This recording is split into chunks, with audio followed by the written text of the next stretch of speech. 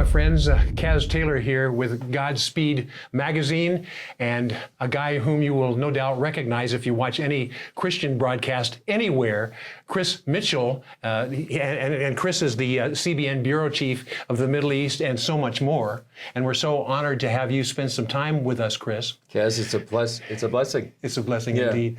You know, one of the things I have to say, I have to smile a little bit because we really turned the tables on Chris Mitchell, because he, most of the time, is the premier interviewer, and we're turning the tables on him in this GodSpeed Magazine piece to have him be the interviewee. So you're game for that, I'm sure? I'm game for that, although I do prefer to be in your position. That's okay. Well, you can ask me a few questions when it's convenient for you as well.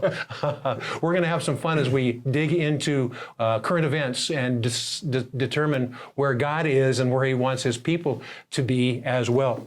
You know, we're going to spend some time talking about the peace process, and you're a man that has an opportunity to visit with people that are in the know, or at least they think they're in the know, right, in particular about the peace process. So there's a phraseology that's bantered about oftentimes about the two-state solution or land for peace, right, and things like that. So we know of a Trump peace plan, right, you know, which is the deal of the century. Right. And so a lot of people wonder what a two-state solution could be in light of that. And, you know, as this program is broadcast, it's going to be broadcast even after the peace treaty will be released. Right. So I want to keep this timely, Sure, but you can go back in history and look at the two-state solution. Give us some insights from your perspective. You've been here in Israel for a long time and seen the workings of this. Right. What's your sense about this land for peace mentality? Well, the land for peace mentality goes back many years. It goes back to the Oslo peace process, the peace process in quotes, where they were going to give land in exchange for peace. It's been over 25 years since this began. And you could ask the question, how's it working out? It didn't work out very well. And it didn't work out several times. That's right. I can think of two major times of land for peace. One thing is sort of a little extra than the Israeli-Palestinian peace process. That goes back to 2000. In May of 2000, that's when Israel pulled out of what's called the security zone, which is the northern border of Israel. Yes. That had been established after the first Lebanon war, which gave a buffer zone to Israel and protected it. It was about 18 miles wide. Yes. And yet for years, there was sort of like a war of attrition. So many Israeli soldiers were killed during that time in that particular buffer zone. And so there was a groundswell of people here in Israel that said, let's get out of it. And so what happened after May of 2000, we were up there on the border. We saw that. In fact, CBN employees were there in the zone, broadcasting the good news to that part of the world. They had to literally flee for their lives. And what has happened since then, in May of 2000, we've had Hezbollah take that land, and now there's maybe 150,000 rockets that are aimed after at Israel. So that's one example. The other example is 2005. The Gaza Strip. There were 21 Jewish communities there, about 9,000 Jewish people that lived there that had grown over a generation. Greenhouses, communities. They had really made it a wonderful place. Many of these businesses hired Palestinian workers. So then there was a plan by then Prime Minister Ariel Sharon. They called it the disengagement. They said, let's get out of Gaza completely. Not one Jewish person there, not a Jewish cemetery, not a Jewish community. And they were very thorough about what they did to get out of it. Very conscientious about it for the sake of peace. Exactly. But, exactly. Yeah, and what happened is that, and literally it really tore the country apart. It sort of shredded the social fabric because Israel was divided. Many people said, you shouldn't leave, you can't leave. And others people said, well, if we do leave, finally there'll be peace, there'll be quiet. And yet what happened was nothing but quiet. Yeah. And in fact, the people there said, listen, we're the finger in the dike to this wave of terrorism. Yes. And they turned out to be very accurate and prophetic. They came out, and now in Gaza you have Hamas, you have Palestinian Islamic Jihad. Yes. Over the many years since they pulled out in 2005, Thousands of rockets have been fired out of Gaza into southern Israel, even into Tel Aviv, here in Jerusalem as well. Yes. And so the land for peace didn't work in 2000. It didn't work in 2005.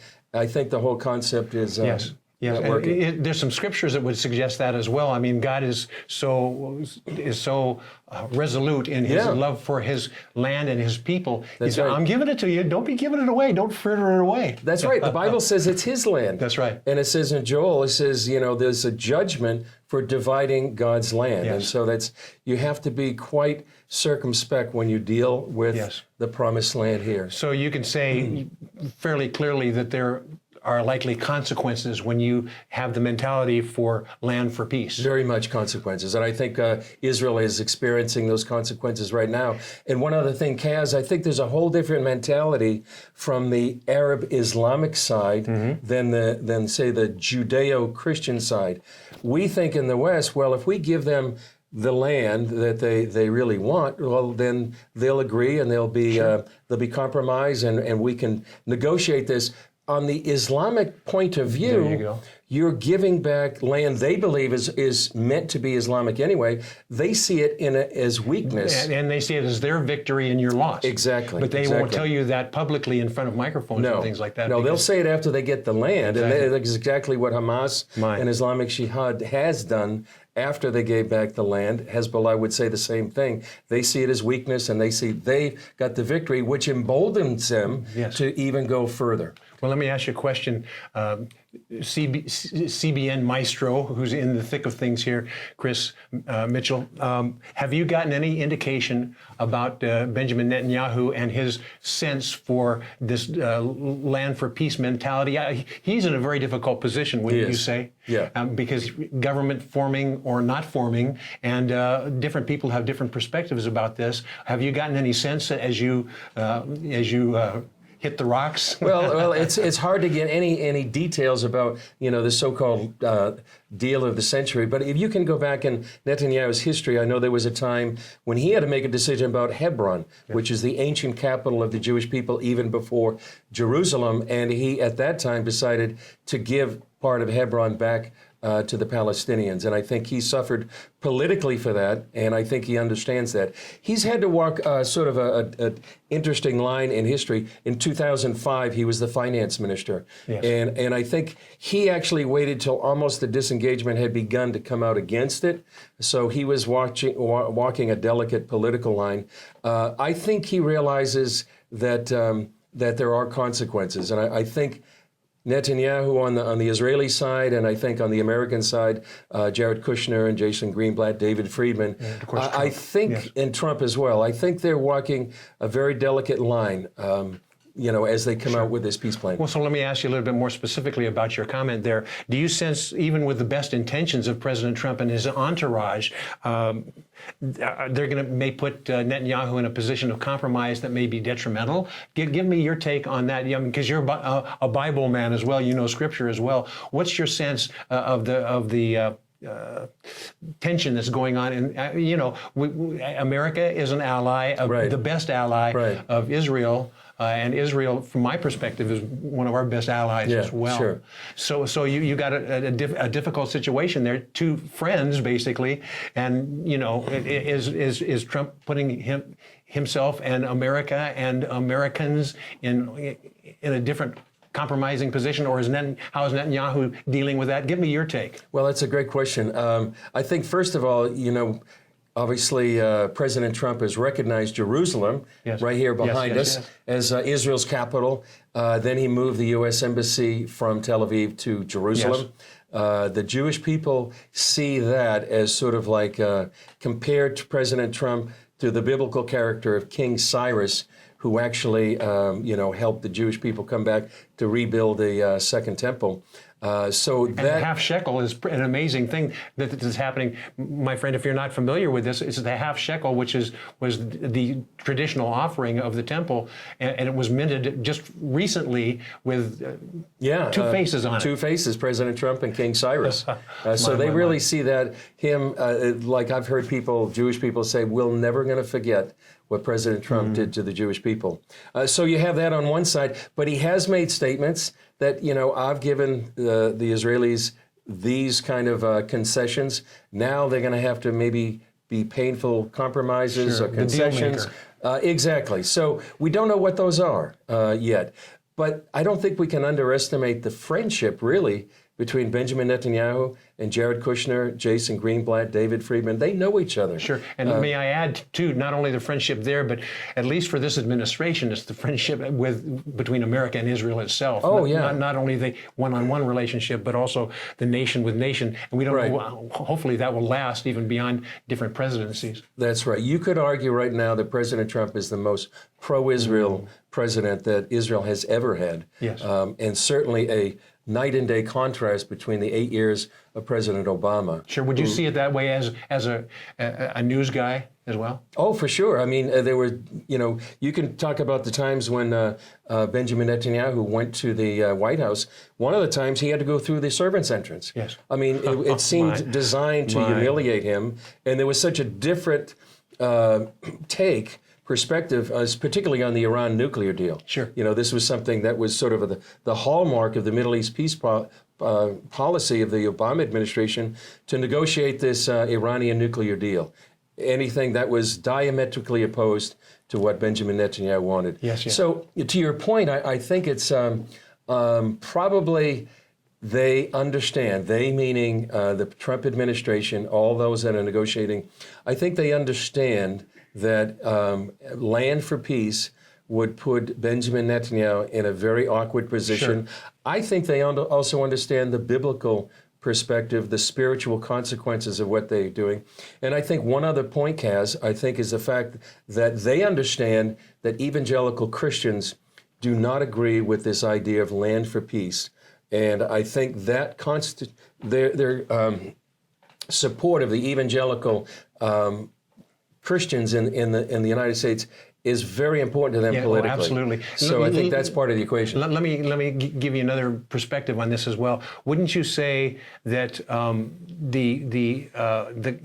the climate is completely different now than in other times, because the mentality, you have a person that's not a politician negotiating or strategizing about a peace treaty. And so a businessman like Trump, his mentality about negotiating peace and providing a platform for successful peace is going to be different than a politician. Exactly. Wouldn't you say? Yeah. So would you say more than ever before there are different players in this peace plan that maybe have never entered the peace table in this way before? I mean, you've got this, you've got Jordan, and you've got the United Emirates, and you've got all the other nations, Egypt as well, and Saudi Arabia is a big player as well, as well as the Palestinians, who in some ways has to curry favor with some of their brethren. So there may be some leverage there that we've never seen that kind of leverage before, and the time frame that this is happening with the terrorism threat and things like that. There's a lot of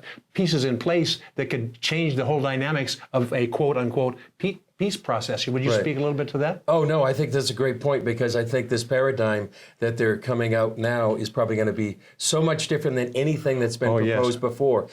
We don't know all the details, but we do know that economics is going to be a big part of this. I think economics incentive to the Palestinian Authority in the West Bank. I don't know how much they can, how much leverage they have with Hamas and Palestinian Islamic Jihad in Gaza, but I think this economic regional plan is something that's going to be unique and different for this deal of the century. And as you said, the relationships between Israel, the United States, and many of these Sunni Arab nations is unique, unprecedented, and even historic. They are working together.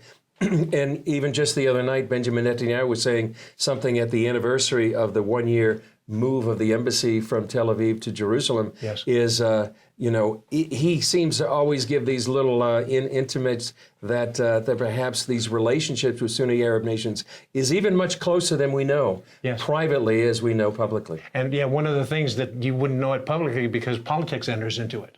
And when as soon as politics enters into it, you need to make your stalwart stand and say, this is where we're standing and that's where they're standing under the table. There are a lot of different things that are going on, I would say here, that really deal with the actual prosperity of the people, irrelevant of the political posturing. Yeah, sure. And so the question is, can the people exact a change just because they want to have a different economic outcome? That's right. And Caz, there's been some relationships growing between some Arabs and Jews in the West Bank. Also, that's really biblical Judea and Samaria. Yes. That is very encouraging. Where these Palestinians, they want to work with the Jewish people. They want to work with Israelis. They want to take advantage of the technology, and they both have something to give each other. Yes. And it's growing. It's sort of a grassroots thing as opposed to sort of a top-down. To me, that's one of the most encouraging things I see right now. It is, and it's a different look than we've seen before. That's right. It's remarkable. So I'm going to ask you to take off that hat and put on your biblical hat. Would you be so kind as to do that with me? Sure. Because I want to ask you some questions from a Christian standpoint. We're really looking at Scripture. Yeah. And we're saying end time stuff and some major things going on. What's your take as far as the theology of end times and all that? I'm not asking you to pound the pulpit and go, and thus saith the Lord. I'm just saying from your personal perspective, what do you think is an end times scenario that is working itself out here? Any thoughts on that, or thoughts from people that you've interviewed that have that Christian persuasion? Well, it's a great question, and we're seeing Bible prophecy come alive. Yes. And you see it right behind us. Yes. I think one of the major things that we see happening right now is the Jewish people returning to the land, the promised land. It's something the prophets Isaiah, Jeremiah, Ezekiel, and others prophesied would happen, and we see that unfolding before our very eyes. I personally like to see these large biblical / historic trends to see what is happening in the land. Yes. Rather than maybe take sort of a Microcosm. Yeah, exactly. And then extrapolate that. But we see amazing things happening in the land right now. Would you say that, and I'm going to kind of tie in your phrase with the people coming back to the land, the people, God's people coming back to the land will usher in the Messiah coming back to the land. And so, I mean, there's a level in the biblical environment, in the biblical community, there's a great deal of anticipation and expectation that when the people, the Jews, come back to the land, it will be a magnet for Messiah to come back to the land. You want to speak to, we're talking about this from several different perspectives. The Jewish perspective is different from the Gentile Christian perspective, and of course the Muslim perspective is completely different. But they use similar scriptures, and they get to different conclusions, which is amazing. Tell us about what you're sensing here as far as the environment now of anticipation from all different of those three different groups, and what might God be doing? Chris, what's going on? And you go, I have no clue. No, well, you can't see this growing. First of all, you see a growing relationship between religious Jews and believing Christians, evangelical Christians, and they can agree that the return of the Jewish people to the promised land is something that the Hebrew Scriptures said would happen. And there is a growing anticipation among many Jews as well as believing Christians, evangelical Christians, that what we see is prophecy unfolding and preparing the return of Messiah. I mean, and so it's just remarkable. There's scriptures, I believe, in Ezekiel 36. There was a book written by someone, and it says Ancient Prophecies, Modern Lands. I think I got the title correct. But what they did is 150 years ago, Mark Twain said this was a wasteland. Yes. And yet the land has just thrived. And what they did is they took black and white pictures from, say, the late 1800s to about the 1940s, and they went back to those very same spots, and they could see and document how the land itself has just blossomed since then. And when you see the black and white photos and the color photos today, just remarkable. It's like Ezekiel chapter 36 coming alive before our very eyes.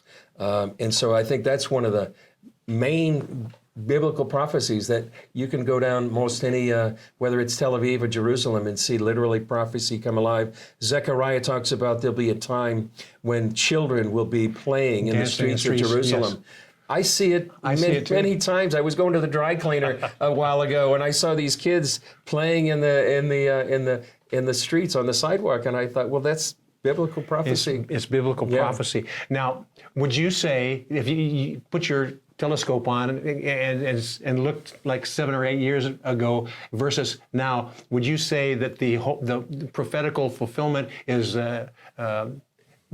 increasing dramatically as things come to pass? And what's what do you extrapolate if that's the case? What can you say about that?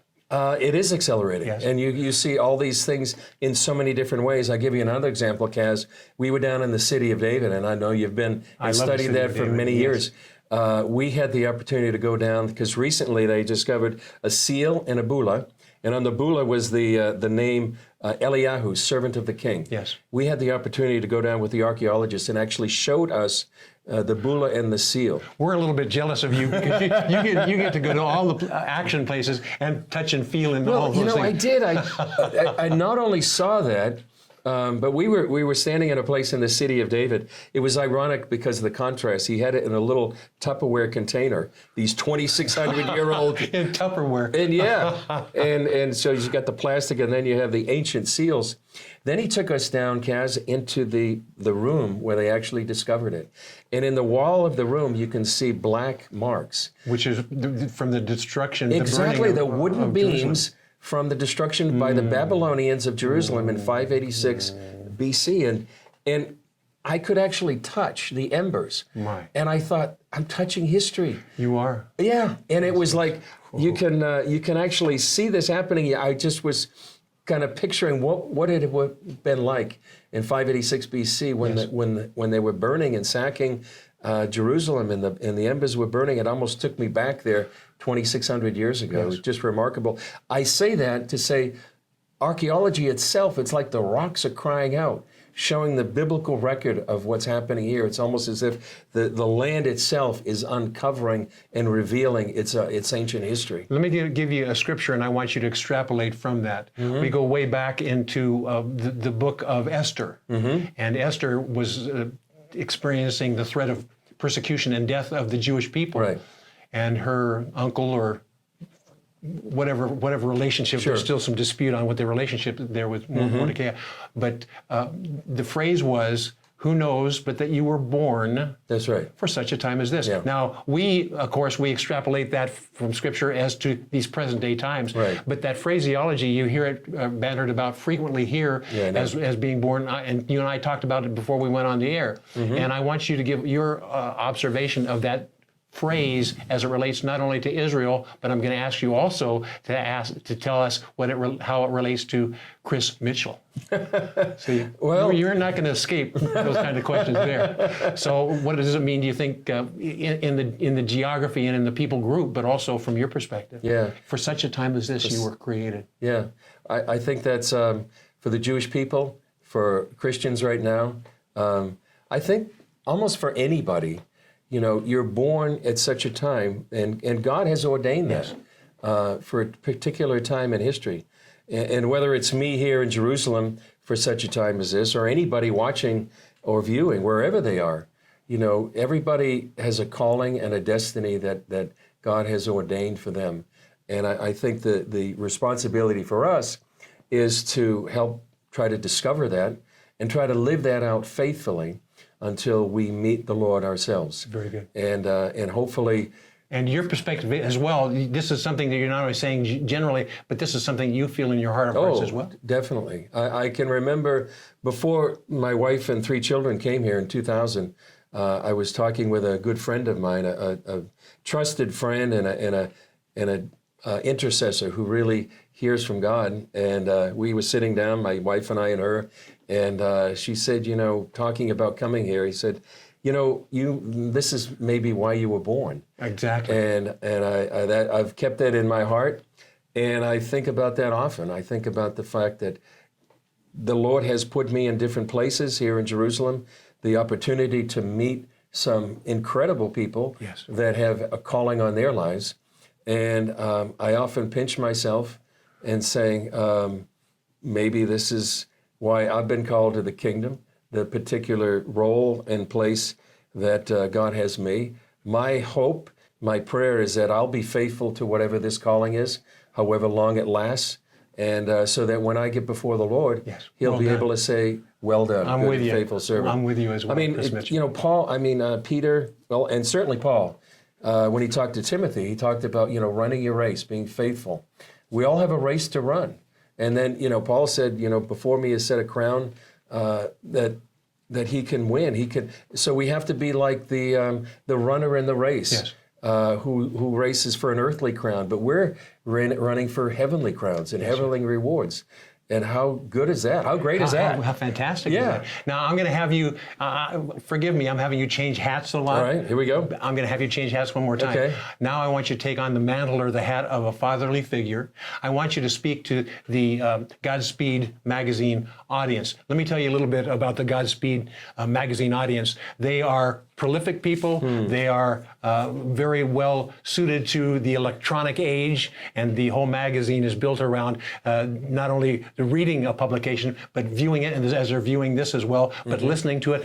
Every sense that is possible to be used, GodSpeed Magazine is designing their publication to communicate that message in multiple ways. Sure. And so this audience that embraces GodSpeed Magazine is not just a read it and contemplate it. They're a read it, view it, sense it, touch it, feel it, and then move forward. And so a very progressive, in a positive sense, Right. generation. And so a lot of these people are, let's admit it, younger than you and I. But so I want you to take your fatherly mantle and speak to these people, these younger people, about the time in which we live, and so a word of encouragement to them. I'm asking Chris Mitchell of CBN to put on your fatherly hat and lay it on us, Chris.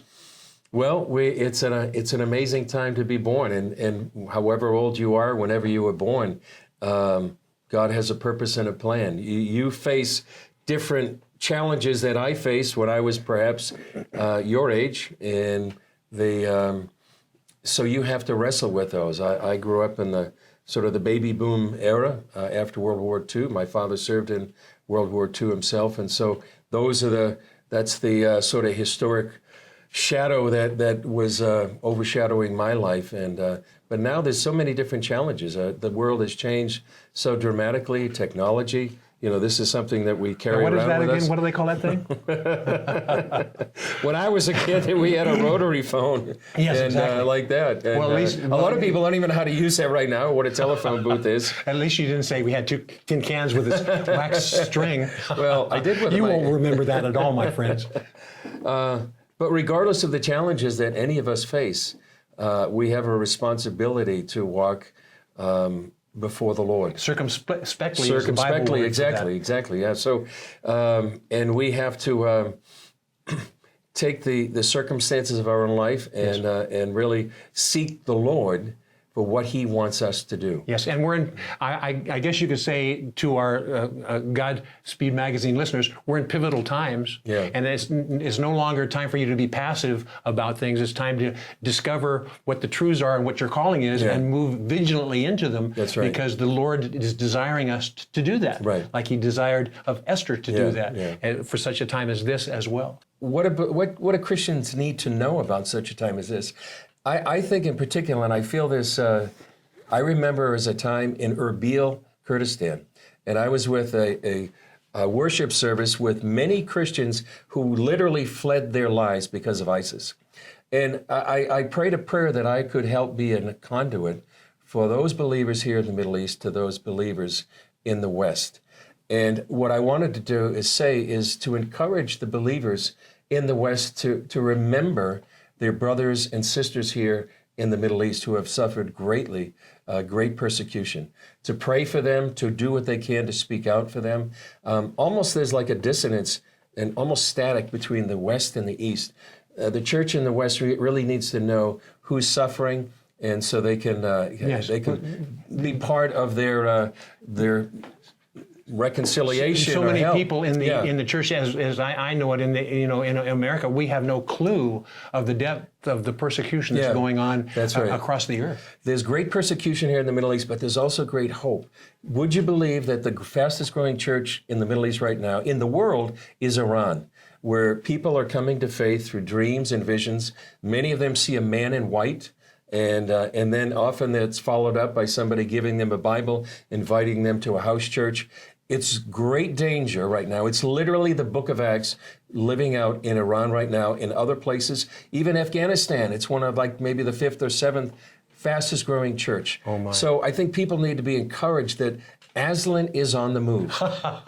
And Aslan is not a tame lion. Yeah. You need to know that. For those that don't know the reference, it's from C.S. Lewis's The Chronicles of Narnia. And the Lion, right. Witch, and Wardrobe and Beyond. And Aslan is a type of Christ, and Jesus He's is the lion moving. in the story. That's right. He's like the lion of the tribe of Judah. So he's moving, and so people should be encouraged that that many are coming to faith. Many of these are Muslims, Shiite Muslims, that are disillusioned with Islam, and so that's one thing they need to know. What else did you want to mention?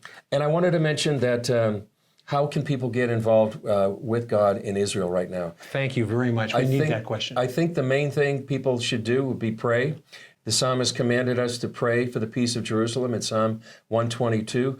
I get informed. GodSpeed Magazine is a great way to get informed. I hope CBN News is as well. The program we do called Jerusalem Dateline can help people get informed, and so that they have a good, solid understanding of what's happening right now, and get inspired, and then let God take you where you need to be, whether it's being involved in an organization, your church, whatever that might be. I don't know the specifics of how that unfolds, but to get to pray, get informed, get inspired, and just follow God to where He wants you to do for such a time as this. For such a time as this. That's a good way to put a period at the end of the sentence, isn't it, Chris Mitchell? CBN Bureau Chief and a guy who knows the stuff, but this is one of the most remarkable, humble guys, and he'd go, oh, I'm really not that humble, but he really is, my friends. And it's a pleasure bringing you this insights on behalf of GodSpeed Magazine. So this is Caz Taylor on behalf of GodSpeed Magazine and Chris Mitchell with CBN saying, Godspeed. Godspeed.